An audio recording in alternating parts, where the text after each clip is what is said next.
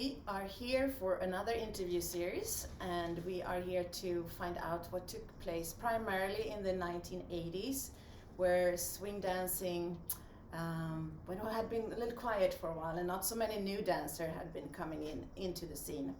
My name is Eva W. Burak, and today is March 24th, 2023. And I'm here together with Judy Pritchett, and we are in New York City.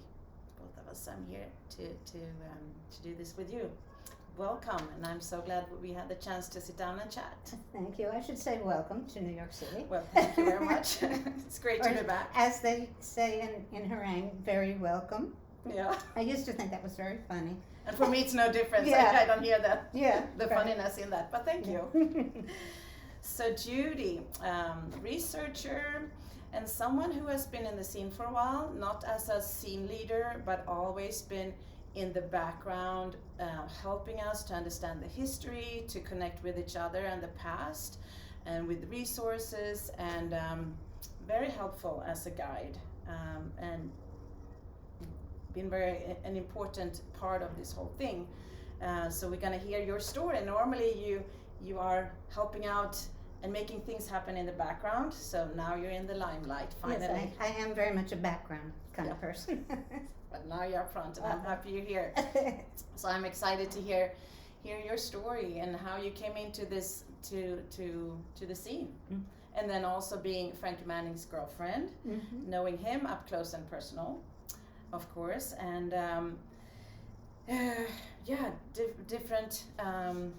different things and different parts you've been playing. So let's get started. I'm thinking, tell us how you found the swing scene and where you came from, and from where did you step into the swing dancing? Good. I always loved jazz, and so I come more from a jazz background than people usually do when they come into swing dancing. And when I was younger, I always loved social dancing. You know, I would just go to clubs and things and dance for hours. So at a certain point in my life, I heard that there was this thing where people could dance to jazz. Believe it or not, I had never thought of it. As many Hollywood movies as I've seen, I never made the connection.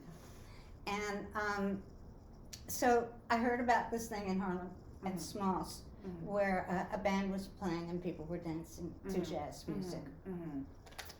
And it was on Monday nights. So it was Smalls, once known as Smalls Paradise, important part of Harlem history. I didn't know that, but I knew that Billie Holiday had been there because I worshipped her, still do. And so I said, I just want to touch that place. So I said, I'm gonna go. And I called up Smalls. I lived on the west side. In those days, this was 85, so Harlem was considered a dangerous place for white people.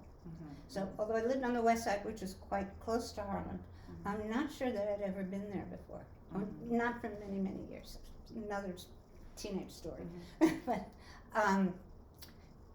so anyhow, I called Smalls, and I asked them if white people come. Yeah. You know, I said, are you having dancing? Yes, oh yes. I said, do white people come there? Oh yes, don't worry about it. Is it safe to drive? Because I had a car to park up there. Oh yes, don't worry about it.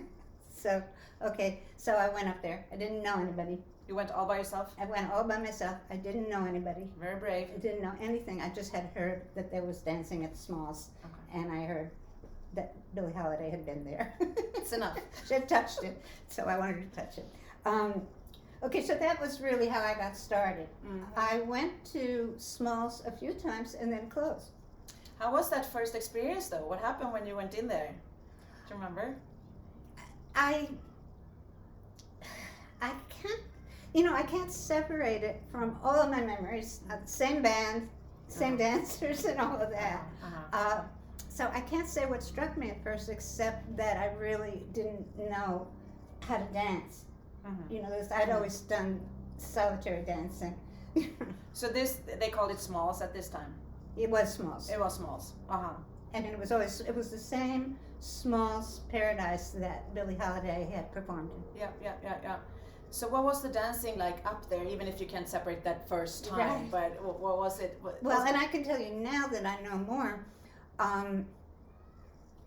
that people were, well, first I should tell you that it was a black crowd, and there was one table up near the front, near the band, that had all white people at it.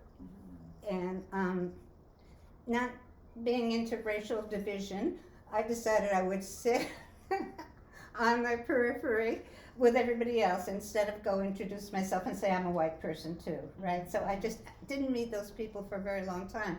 Those were the people that started the New York Swing Dance Society. The people, the white people right, around the white table.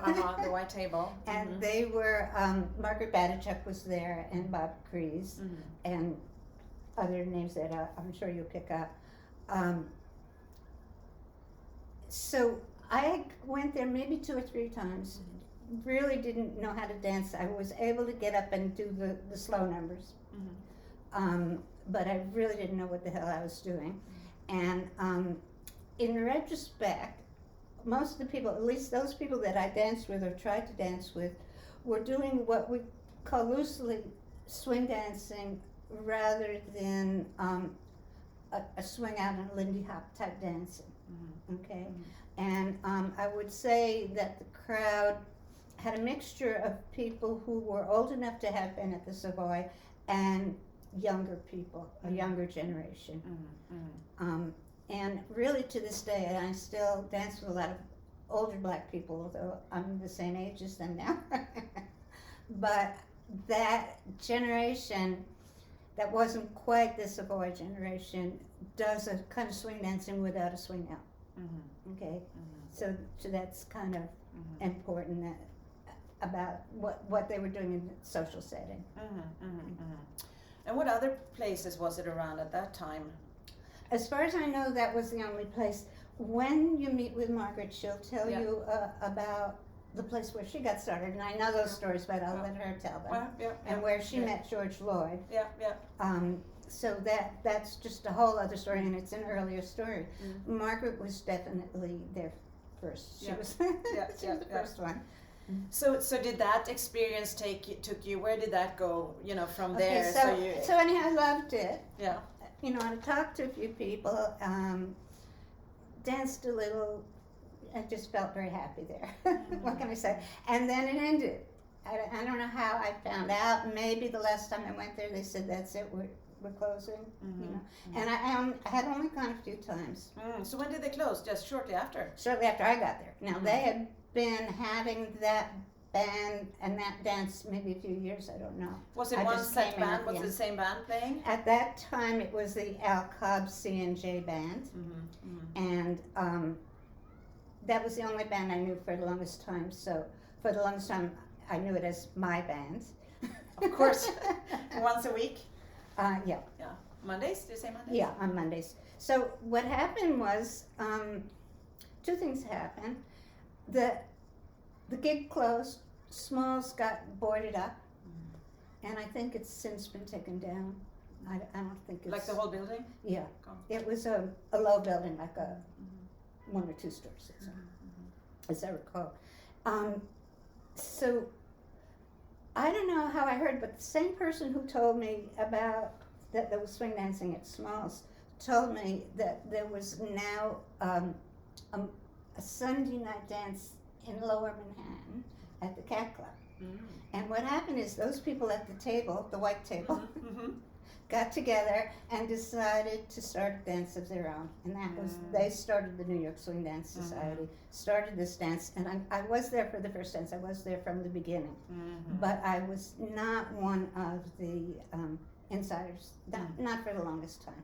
Okay. Still didn't know how to dance.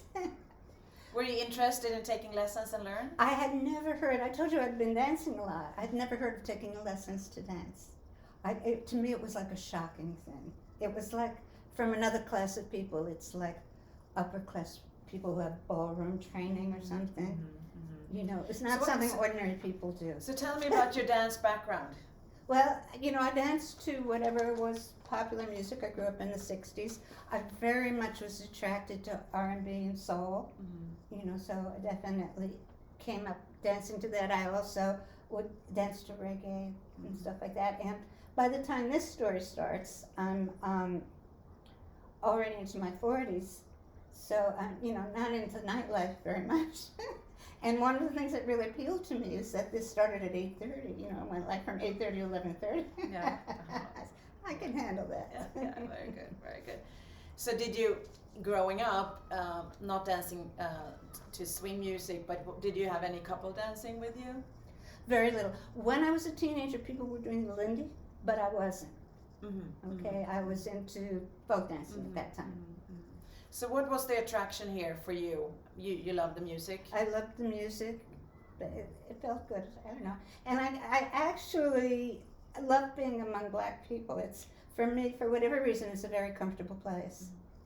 I spent 6 months in Mississippi living with black people as a civil rights worker in 1965. And I just always felt, when I came back north after that, I always felt like I want to find ways to always have this be part of my life.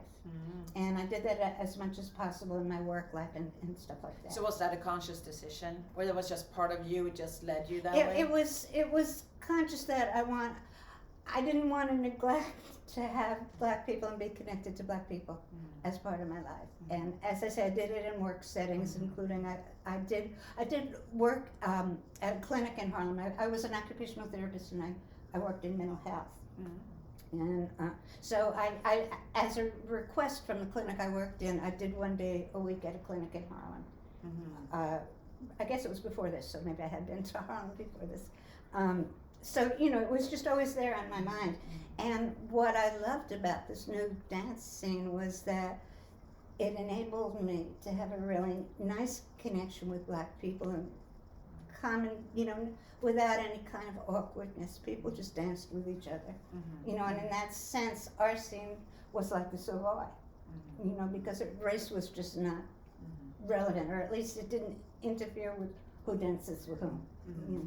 So, so I was very attracted to that. And maybe skipping ahead a little bit, but the people who formed the New York Dance Swing Society were very interested in history and concerned with recognizing the originators of the dance. They knew more, you know, they knew that Frankie was somebody and Norma was somebody and all that. I didn't know that in the beginning. And they really capitalized on it. They had panels. We had the Swing Dance Society put out a newsletter in which Bob Crease wrote profiles of the early Lindy Hoppers. So that, knowing that history, respecting, having awe for that history was really part of what the New York Swing Dance Society was about.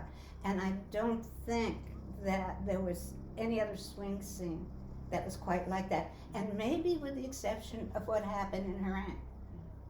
Ultimately, we're a little bit before Harlem now. And what was your place and part of New York Swing Dance Society? Which part did you play there? Okay, so well, initially I played observer, watching. The sideline. But so this is what happened. The swing dance started, and the other thing is that the band that had been playing Smalls on it was Monday night, started another gig on Monday nights at a place called Northern Lights, and I became a regular there. And often I was the only white person that went there. Frequently, the other white person was Ernie Smith, who I got to know. I was driving up. Ernie lived in my neighborhood, so he had a ride in my car. And I met Harold Nichols there, who also lived in my neighborhood. He had a ride in my car. Ooh, good car. It was great having a car. Yeah, and that'll tie in with Swing Dance Society as well.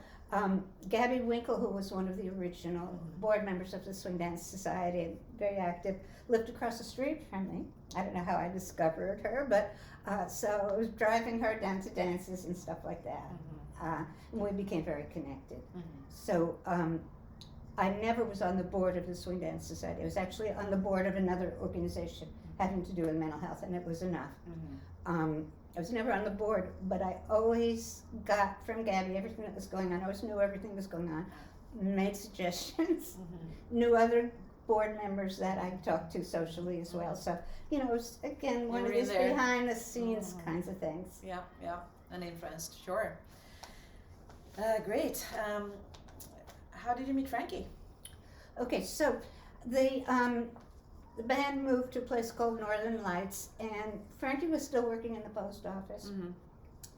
Now, I don't remember now if he had a later shift, so he came to Northern Lights before going to the post office, or if he came in after he got off, or what, or if he was off on Mondays. Did Frankie work daytime and nighttime? Did he various, it was, you know, various. Okay. And I just don't remember in particular at that particular time what it was. But what year are we talking about? Back in '85. It's still 85? Frankie and his friend Scotty, who also worked in the post office with him, used to come up regularly to Northern Lights as well. Now, in the meantime, I'm going to Northern Lights, and I guess maybe partly because I was giving Ernie lifts. I get to be in the in group there. You know, there were like a bunch of regulars always sat at a certain table, and Norman Miller was one of these people. Okay, and various other people. There's probably about 8 or 10 of us, and Frankie and Scotty used to come, and they didn't join us at our table. They sat on the edge. I remember this because it's really interesting to have known Frankie in that way. You know, all those years that he worked in the post office, Scotty was the president of the Union of New York City Postal Workers, a very important position, and also it was connected with a lot of dances and social events, right? So Frankie was always in his shadow. Scotty was a famous one. Really? And dancer? Well, he danced. You know, he danced at the Savoy, and he was, to my mind, a typical, very good Savoy social dancer. And in fact, his swingouts were a little hard for me because he didn't mess around. You know, Frankie already knew to mess around, but Scotty shot you out there. You know, more like a whip. Yeah, I mean, forceful. More like a whip than Frankie's swingout was, for sure. But you know, Frankie also adjusted himself to his partner in a way that a lot of dancers don't. And I watched that over the years, but that's a whole other story. So Frankie was in Scotty's shadow.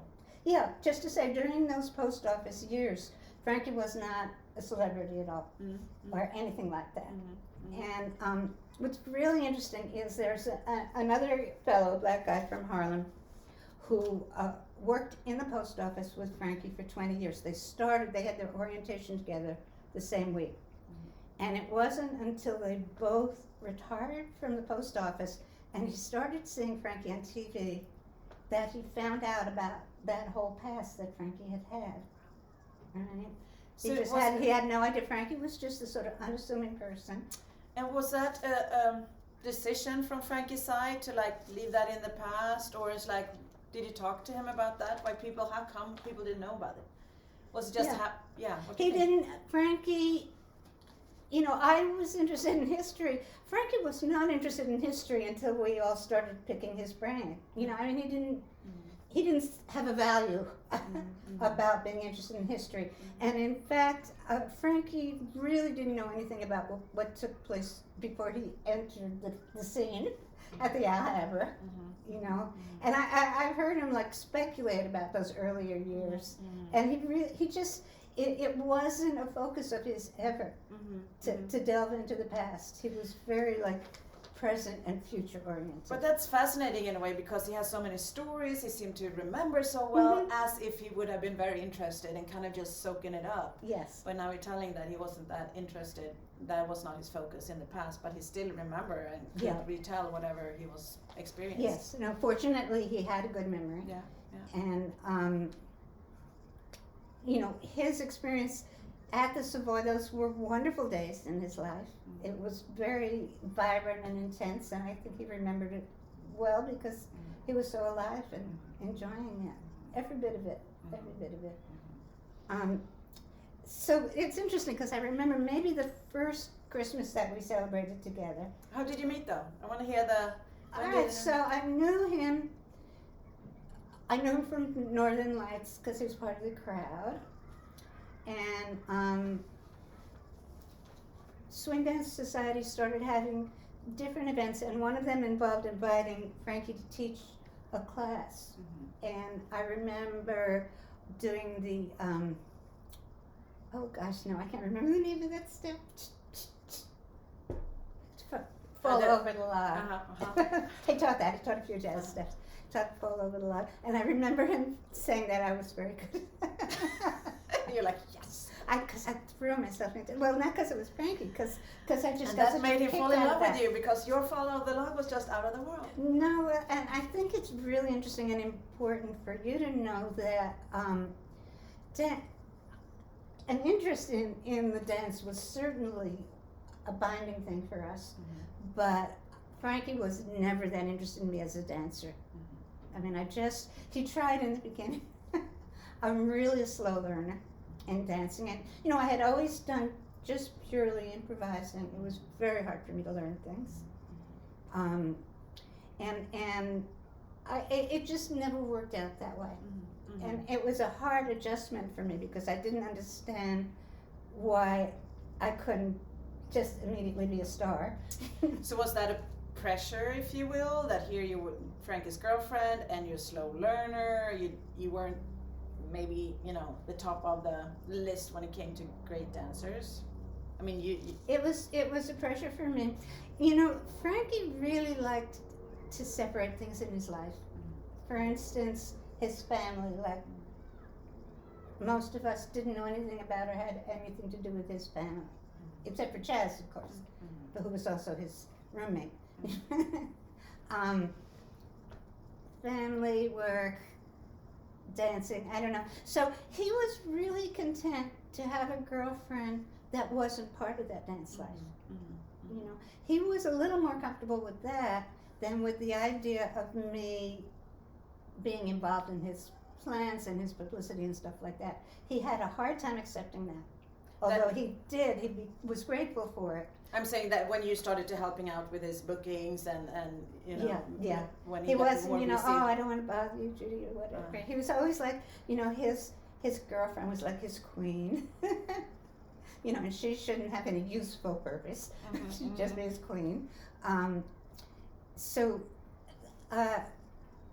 It took time, and it really, the kinds of things I got into independently of Frankie, in terms of my interest in the history and stuff like that. Eventually, like, I put a website on the internet called the Archives of Early Lindy Hop, and in the early days of the Lindy Hop, it was of the resurgence of Lindy, it was an important website. So it was the first one to focus on the Savoy and those original dancers. Anyhow, I worked on that with Frankie for sure because I asked him 500,000 questions. But you know, he was not aware of what I was doing with that information, how I was publicizing it, how I was making connections all over the world. You know, which is what happened. People would start emailing me, and I knew that people in this scene in this country and that scene in that country and all that, you know. So that was something that happened on my own, independently of Frankie. So nothing he asked to, you know, ask. It wasn't his initiative. It wasn't your project together. It was your thing, and then you asked him whatever. Well, yeah. Well, I definitely I got into the project. I volunteered for, I don't know if you remember, the World Lindy Hop Federation. They were going to have archives, World Lindy Hop Federation archives. So I volunteered to work on that. And that's how I ended up, when that federation decided to stop being, I ended up with a website of the history of Lindy Hop. I'm curious about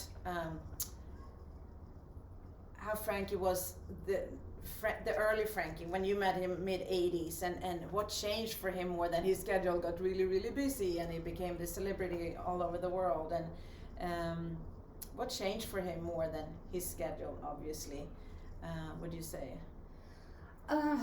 What did he ever consider, like, this is too much, I don't want to do this, or is like... He absolutely loved it. He absolutely loved every minute of it.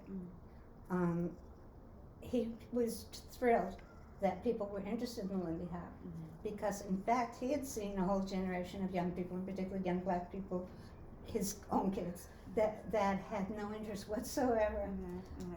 When you asked about Frankie telling stories so well, for instance, I started saying that the first Christmas we spent together, Frankie had this typical way of spending Christmas where you exchange presents at midnight on Christmas Eve. And as a matter of fact, when his kids were growing up, the next day he went and worked in the post office because he found out from the Jewish postal workers that you get triple pay if you work on Christmas. Yeah. So anyhow, midnight, you open presents. So the first Christmas we spent together, and this would be 87, okay? We were sitting there, we were in his apartment, and we have to wait till midnight, you know, and he's just like has to distract me, you know? So he started telling stories. And I remember it was a story that involved Count Basie, and it was like, you knew Count Basie, you know? It was like, after he knew Billie Holiday, you know? So anyhow, he started, and I drew him out. I asked a lot of questions because I was absolutely fascinated. And I think that it was nice for him to have somebody who was fascinated because he wasn't getting that at home with. And he was, at this point, he was long separated from his wife, I have to say, but he had never gotten that from the wife and kids. So, and as I said, in the post office, he never even mentioned it to people. So I would say that it began in that way, and it wasn't just me. I mean, at that point, by 87, Bob Crease and Ernie Smith and other people were really interested in what Frankie knew and were asking him lots of questions and stuff like that. But he did develop a kind of a rap, a kind of way of, I think he preferred telling the stories to an audience. Rather than just talking one-to-one with somebody. He enjoyed the audience. Yeah, and because I've lately been reviewing a lot of videos with Frankie talking in them, and when he has an audience and a good audience, the stories are wonderful.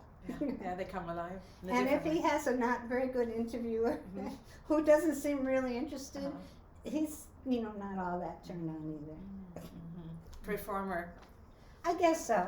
But the thing about Frankie, which was always true of him, I'm sure, is Frankie just loved making people happy.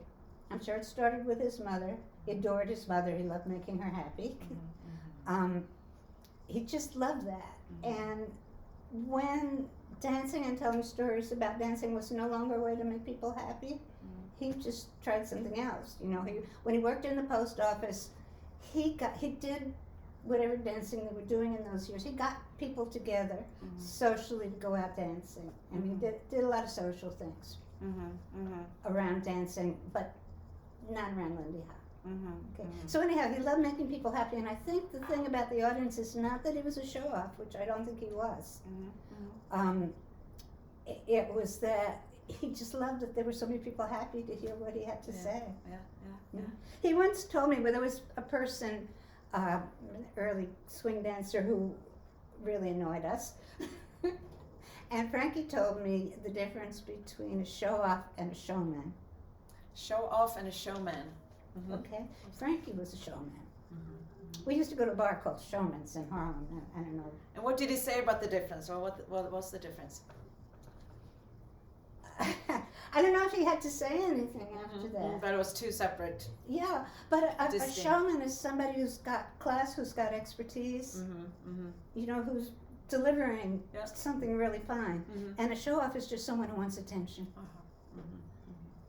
And they don't care how they get it. So you said that even though so during the post office years, he did get people together? He was involved with a group socially, which Scotty was very much a part of, and maybe Scotty was the center of it. And this was before New York Swing Dance Society? Oh yes, absolutely, way before that. And they would do a lot of things. They would go to the Poconos. The post office had an annual weekend event in Nassau in the Bahamas. Okay, Frankie was very involved in those and getting people to go and stuff like that. So he was instrumental in making it happen? Behind the scenes. Behind the scenes, like me.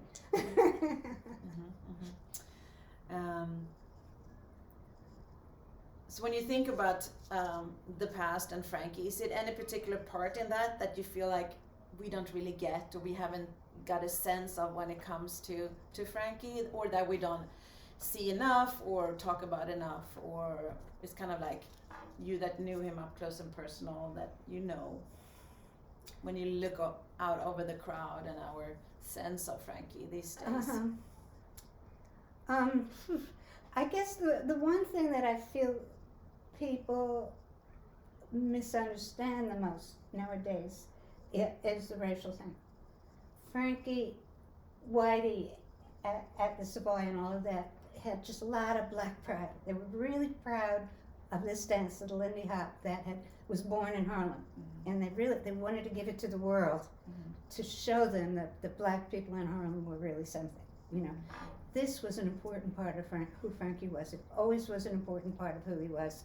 And I find that younger black people today do not appreciate this about Frankie. All they know, as one black woman said to me, she said, well, every time I look on the internet, there's Frankie dancing with a white woman. You know.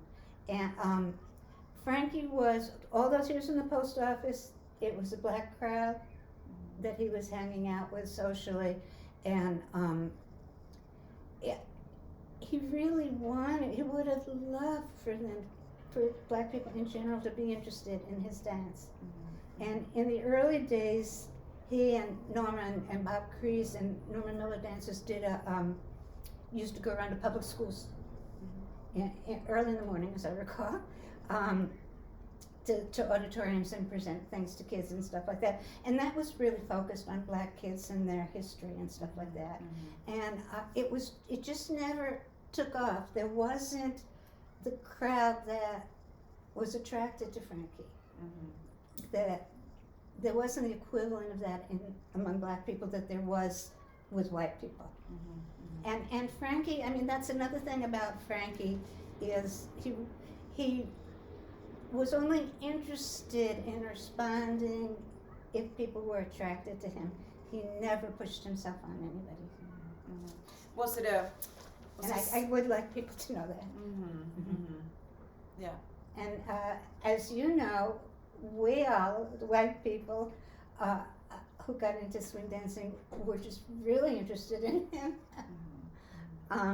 Really cared about what he cared about. And he was delighted. But in no way did he choose that it was white people. That just happened. That was a byproduct. He'd been in show business, you know, and was able to mix, as was Norma. You mix with black people and white people and stuff like that, you know, always. But it was always a disappointment to him that black young people didn't get interested in the Lindy Hop. And that was really crucial to something that I did after Frankie passed, in terms of setting up scholarships within the Frankie Manning Foundation. That a really important part of that was to bring young black people into the scene. And I say young because we always had the old timers, that first generation, came to the dances in New York and stuff like that, and still do. Still those that are still around. But it was the young generation that didn't come through for him. What was that did he have an idea? Was it you said it was a disappointment from Frankie's side that it wasn't a bigger interest? Yeah.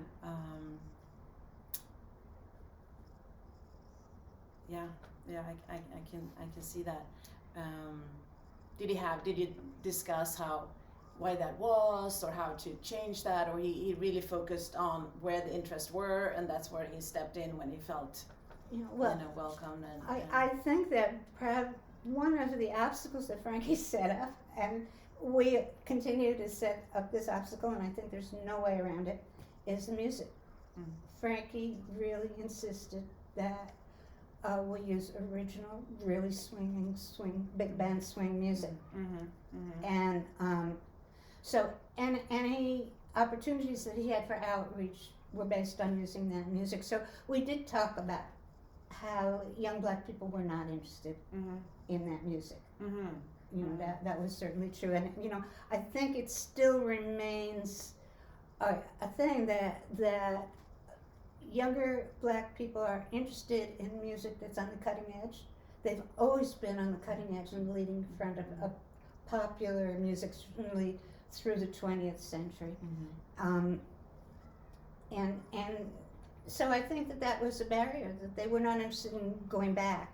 Now, for Frankie, having been himself on the cutting edge when Lindy Hop was this crazy new dance, you know, he never thought of it as an old historic dance.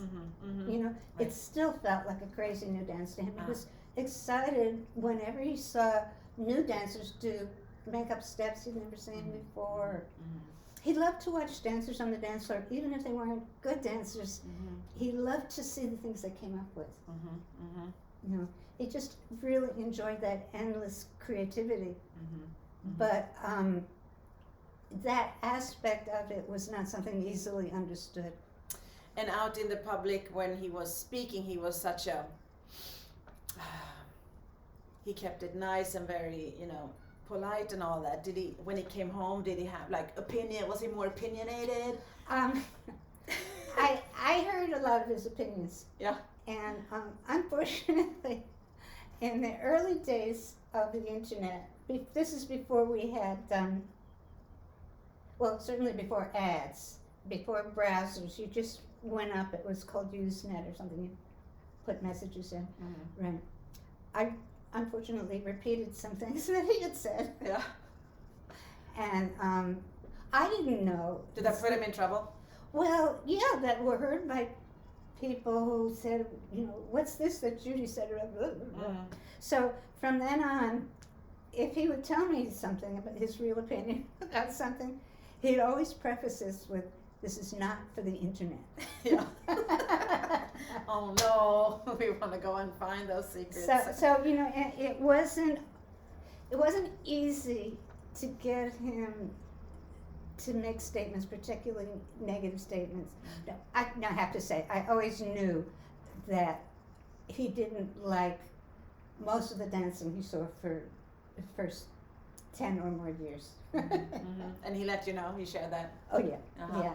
And I'll say specifically, because I thought you were going to take me in this direction, but time is running out and we haven't gone there, which is harangue, that he felt that the rhythm hot shots just didn't get the swing, the rhythm of the music. For years and years he felt that. And when he finally felt like they had gotten it, it was 10 years later. I said, "Frank, this is 10 years. Okay." And then he was just really thrilled. He was really thrilled when it came together like that. But in general, I would say that he didn't like any band that we heard, and he didn't really like any dancers that we saw, with an occasional exception. And that's where Stephen Mitchell and Aaron Stevens come in. He saw something there that he didn't see. He had been teaching in New York, in Sandra Cameron's studio. He had been doing these classes, occasional classes in the Swing Dance Society.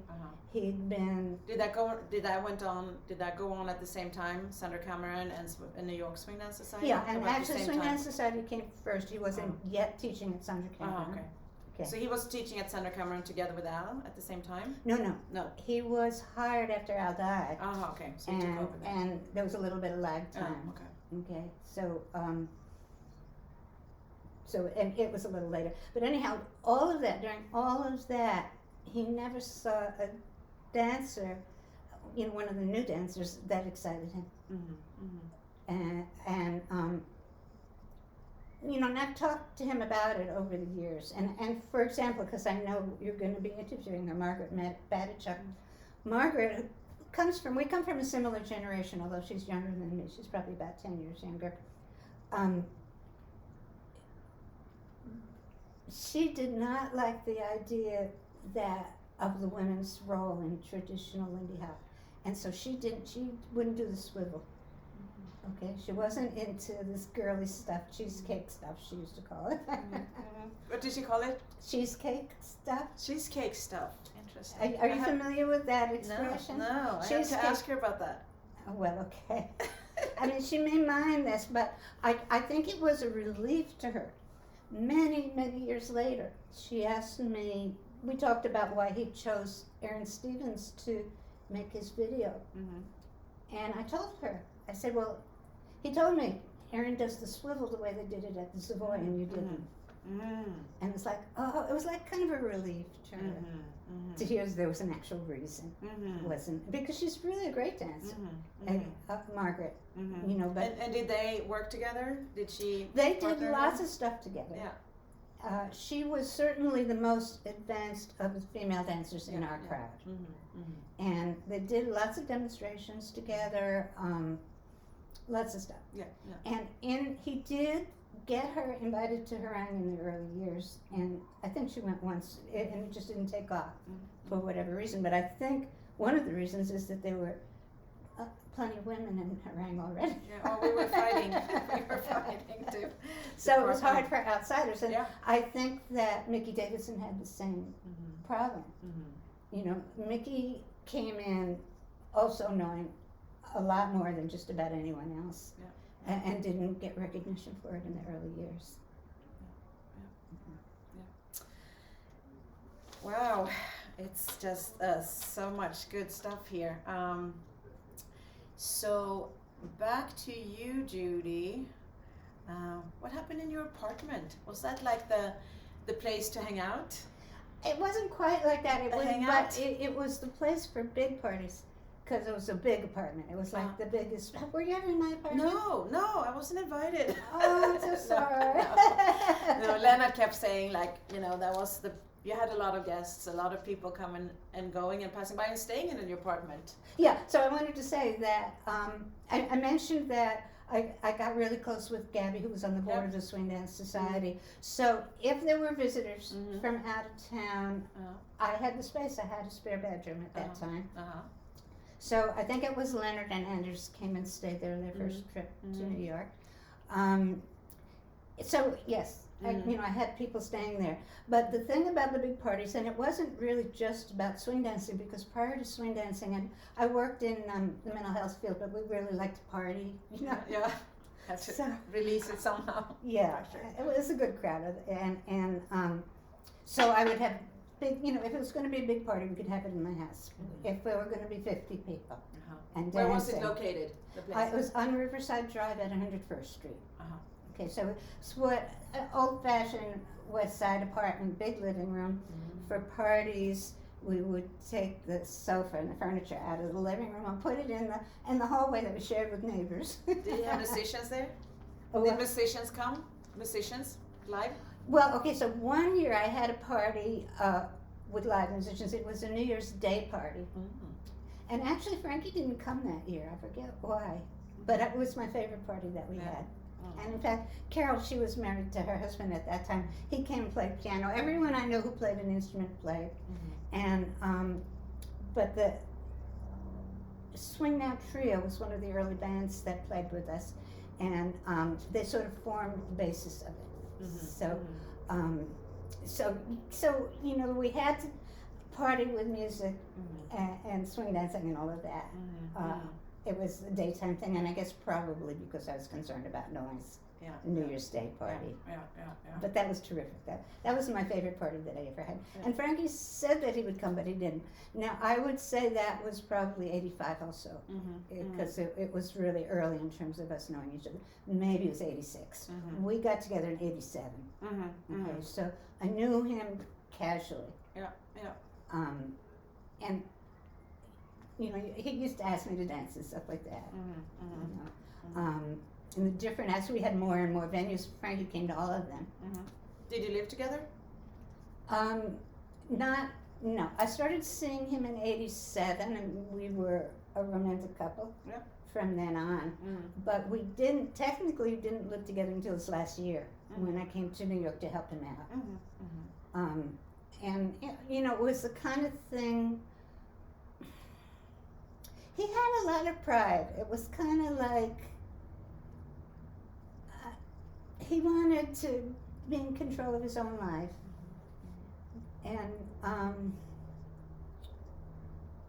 don't know, it was just, I think it just always worked better that we were separate, that we did things separately. And one of the things I learned in my relationship with him was that if I wanted something really badly and Frankie wasn't interested, that I just needed to go ahead and do it on my own without him. And that was, at a certain point, I moved to California. And we still remained a couple, we remained together through all of that. But I just wanted an opportunity to live in the country. My brother lived in the country. I had like a nature thing that Frankie didn't share. Interestingly, when I had that nature thing, I got a cabin with an outhouse on a lake, upstate New York. And Frankie used to go there with me. He loved it. He turned out really to love it. You know, those were just wonderful times that we had. Was that your full-time living? No, I went there on I went there on weekends, and it was like an hour and a half drive back to the city. So I used to go back maybe early Monday morning so I could go straight to work, or something like that. So and it was on the basis of that experience where I said I want to do this full time. I want to live in the country full time. That I did the California thing. When were you in California? Which years? I went there. I was there from '95 to 2008. And I came back. Frankie and I were together all of that time. And during that time, when I got to California, I wasn't able to get the kind of work I was used to in the mental health field with the parties, you know. It was a whole different thing. So I just got kind of stuck. I said, I don't know anything else but swing dancing. And in the meantime, I had put on this archive on the internet, and people kept saying, well, where can you get these videos? So it was natural that I started a business selling videos online on the internet. Because of that, I was able to travel with Frankie. And at this point, he really did want me to travel with him.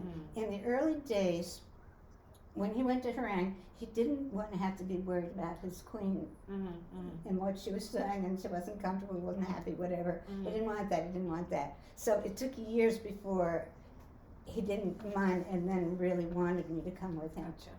And partly because as he got older, I could be helpful. You know, he could take a nap and I could do a run and get something, stuff like that. How was it for you to have Frankie in the light, that you didn't share the light with him, the limelight, you know?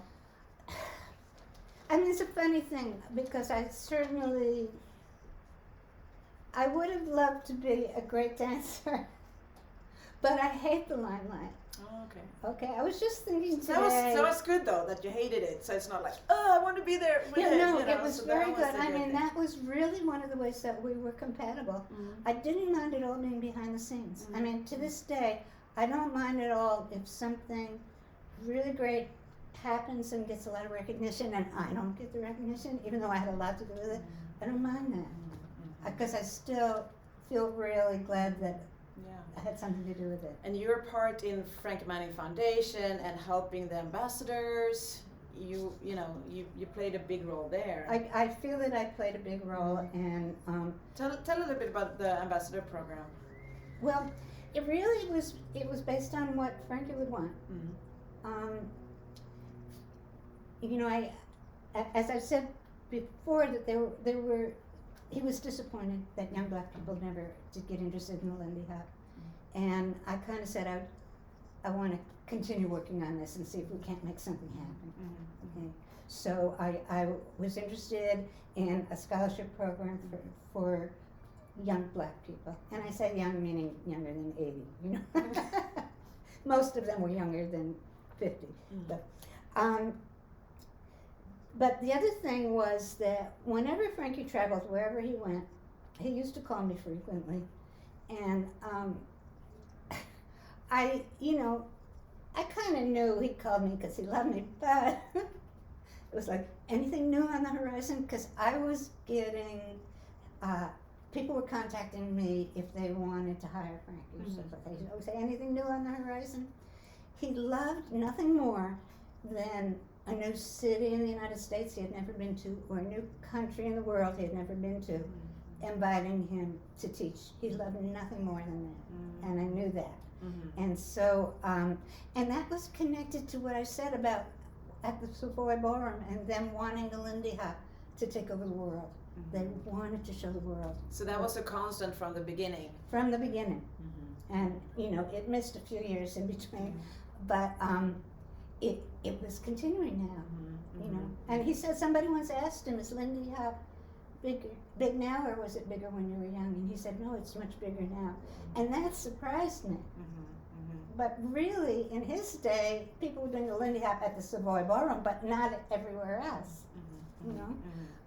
So anyhow, that was the other thing. I wanted scholarships to bring people in from new countries. And it was very exciting work for me. I just loved it because you kind of develop a sense of when is a scene ready for somebody to actually get some training. Sometimes we'd say, well, wait, let's see if there's a little more interest, something like that. And how, so like down in Columbia, I started suggesting that people make connections to teachers that were geographically closer. So I got Tim Collins going down to Columbia, okay? And,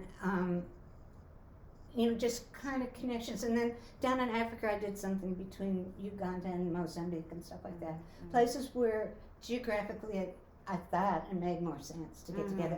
Actually, if you're so anywhere you're saying in like Africa, when you had people that was really interested in it and helping to spread it and be the scene leader or someone who's like carrying on the message or the dance, you were helping them more local and didn't necessarily take them to another scene. It's like they help them stay local. And help them locally, definitely help them locally, and then help them to make connections which could have a life of their own. So like if you're in the Midwest and you connect to something that's you could drive to, that makes more sense than something you'd fly to. And is that work ongoing? I'm not still doing it. I mean, I shouldn't say I'm not still doing it because things kind of fall my way. I can see that. But I'm so happy when they do. So I now have somebody who lives nowhere near anybody who knows anything about Lindy Hop or swing dancing, and they want, for some reason, the grown-ups in this community center decided they wanted to start a swing dance club because they thought it was just wonderful for young people. So I'm kind of stuck with trying to figure that one out. Yeah. And are you still part of Frankie Manning Foundation? Oh, very marginally. I still attend the meetings. I do very little besides that. What's your focus right now? I don't have a focus right now. No? No. Mostly about jazz. I've been, since the pandemic started, I've been in a jazz program where I have classes every day. Yeah? I like, fabulous. It's online and it's from Jazz at Lincoln Center. So you're taking classes? Taking classes. Online through Lincoln? Yeah, and it's every day of the week. It's just amazing. It's very overwhelming, as a matter of fact. So, wow. So I'm getting that filled continued. in. You started that during the pandemic and then continued? It continues. One of the reasons they continued is that they started getting people from all over the world. They just went online to keep doing. I had been going to Lincoln Center to these classes, but I'd been going once a week, in New York. But when it went online, it just became an everyday thing. It's really been wonderful. So that's been my main focus. Largely, when I'm reading the books they recommend, which are about the history of jazz. So full circle. You're still there. That's where I'm you still started. there, and that's exactly where I started. Yeah.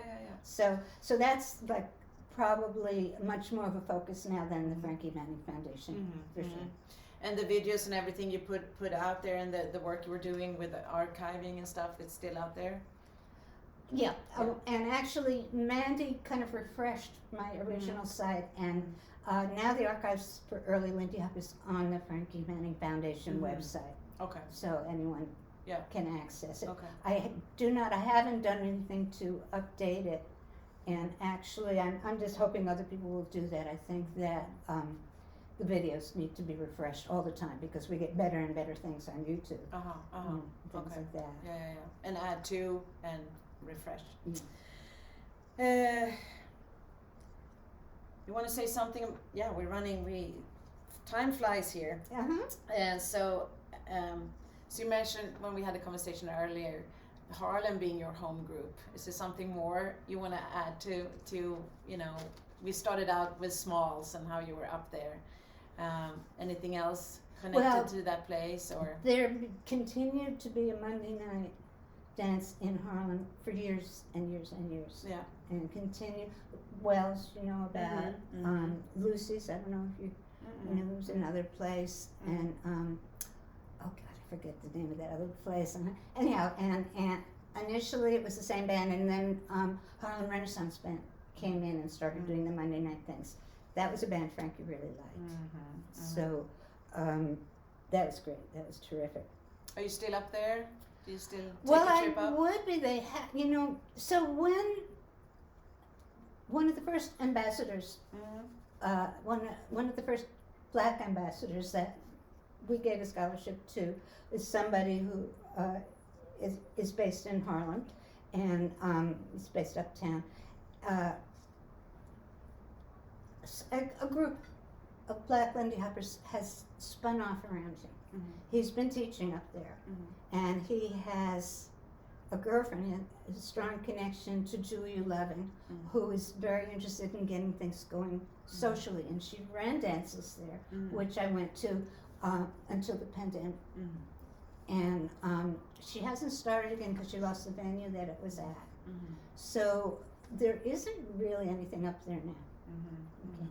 But the other thing is that there was a crowd of people who you'd know them because they still to this day always follow the Harlem Renaissance Orchestra. So when that orchestra is there, that crowd is there. And those are my buddies, you know. It's really nice. It's like old home week when I see those people. When we were the first venue that we had in Harlem, the Northern Lights, that came after Smalls. I remember that it was on the second floor. We used to take the elevator down to the sidewalk, and there'd be a whole crowd of us, and maybe Frankie was part of this too, that had been upstairs together, and we'd stand on the sidewalk, and it was like we couldn't say goodbye, We just wanted that good feeling to last and last. It was really, just really nice. So, the Cat Club was great. There have been a number of venues that were great, but nothing that had quite that uplifting love feeling that I have experienced in the Harlem venues. And it's interesting, the young black dancers who are coming in nowadays will notice this. They'll say they're not crazy about going to white dances in white places because there's it's kind of cool and people aren't eating. People are not eating the same food. And there'll be different things about it that makes it more warm and community-like that are missing. So I really, when I hear these people who are always complaining, I do understand where their complaints come from. And when they say that white people, for instance, they might say that they're feeling prejudiced because people haven't come and welcomed them and made a fuss over them. And I really think it's because white events, you just don't do that. Maybe some events you make fusses over newcomers, but it's just, a cooler, a dance scene is just cooler. And I really appreciate that there are black dancers who would like to see the scene go back to be more like that, because I loved it so much. And I guess I should. So what's missing? How will that be created? That feeling that you felt, all those years ago. What do you think it's is missing? It's going to be up to them. Let me just put it that way, okay? What I wanted to say is I mentioned that I was done social dancing. So when I was in Mississippi, and I was young, I was shy. I've always been kind of shy. I talk, but I'm shy. But there was dancing, I danced all the time there. And so and when I read this wonderful book, Juking, I really recognized what I had experienced in going to those juke joints in the South, and what I knew about the Savoy ballroom, and just this wonderful core of community, spirituality, which I think the Lindy Hop has in its bones. Okay, I think it's there. And I hope that people are successful. I know that many, many Lindy Hop scenes around the world are really warm and wonderful like that. So, and there's always a little bit of it. So I hope that it builds. I no longer see a role for myself in it. Say the last part again. I no longer see a role for myself in it. I don't feel like dancing because it's like I'm still not over this COVID thing. It's really hard to dance with a mask. I don't want to dance with strangers without a mask, and so on. So, so it hasn't gotten normalized for me. Understand. So as we're wrapping up here, Judy, is it any particular part? I mean, we could go on for another 2 hours. I'm sure. It's so many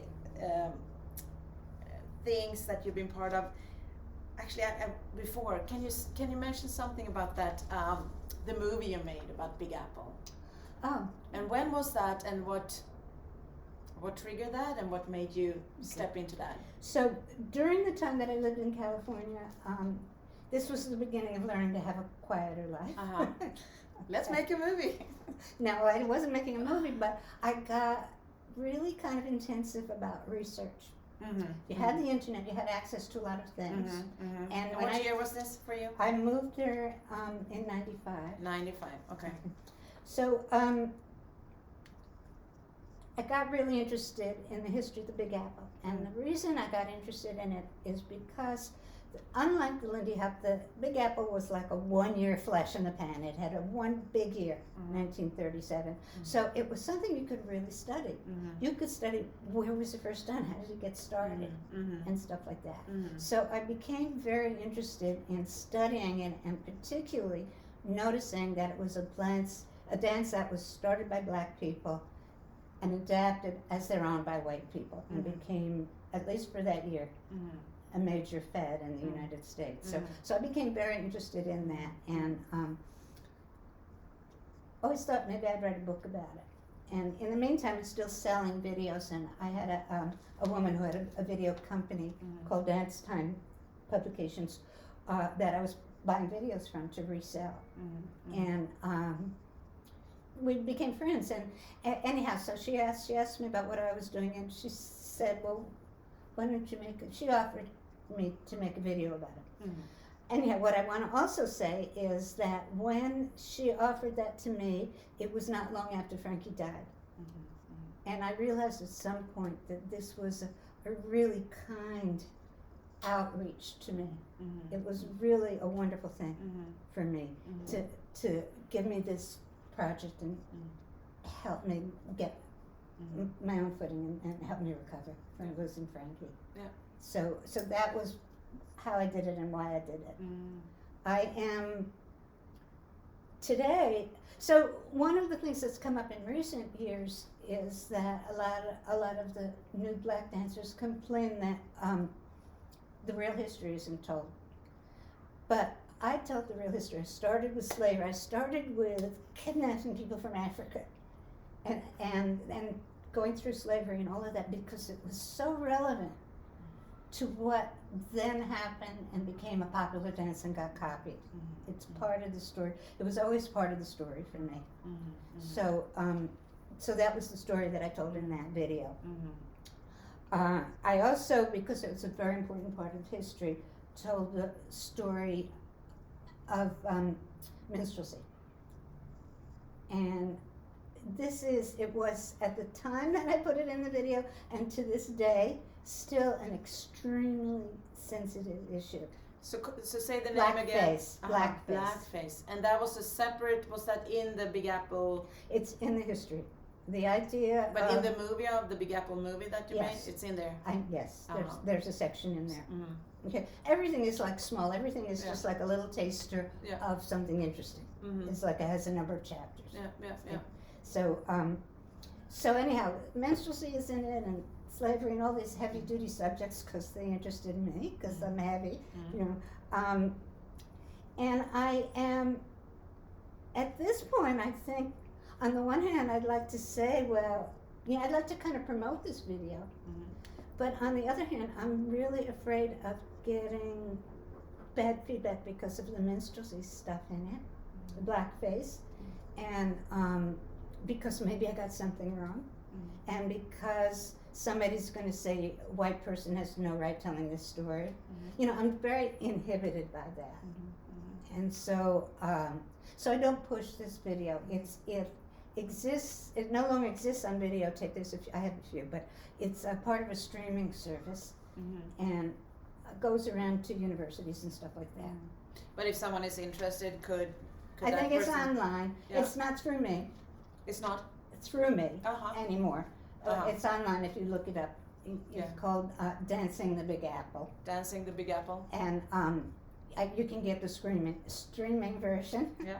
When I made it, one of the fun things actually was the music, because I knew so many bands, and a couple of band leaders let me use their material.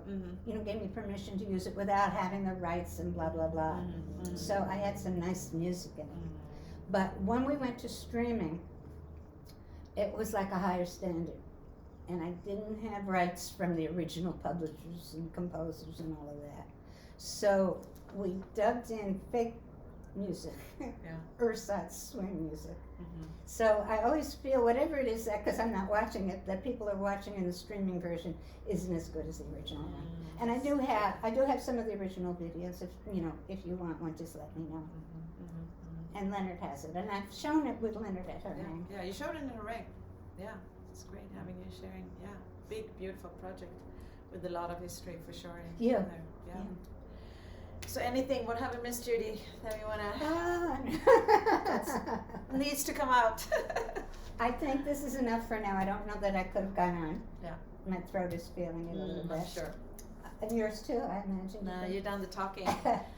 It's been fascinating. Thank you so much. You're very welcome. It was a pleasure. And I guess as with Frankie, I'm delighted that somebody's interested in something that I was part of. Yeah, big time.